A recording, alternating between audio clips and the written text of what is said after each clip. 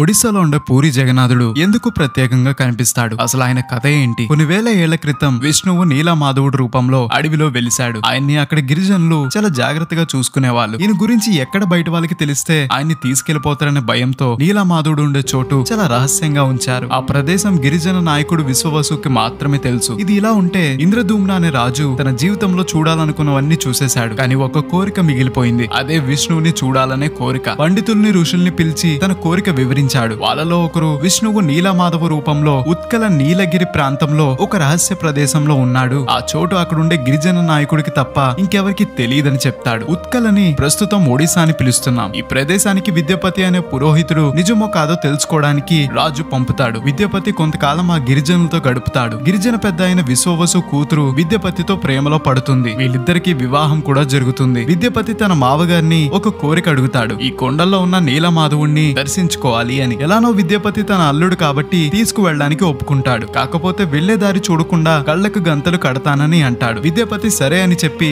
వెళ్లే దారి గుర్తు పెట్టుకోవడానికి దారిలో ఆవగింజలు వదులుకుంటూ వెళ్తాడు. నీలగిరి లోపలికి వెళ్ళాక నీలి రంగులో ఉన్న మాధవుణ్ణి చూసి ఆశ్చర్యపోతాడు. తర్వాత ఏం జరిగిందో పార్ట్ 2 లో చెప్తాను. అంతవరకు గోదావరి స్టేషన్ ని ఫాలో అవ్వాలి మరి.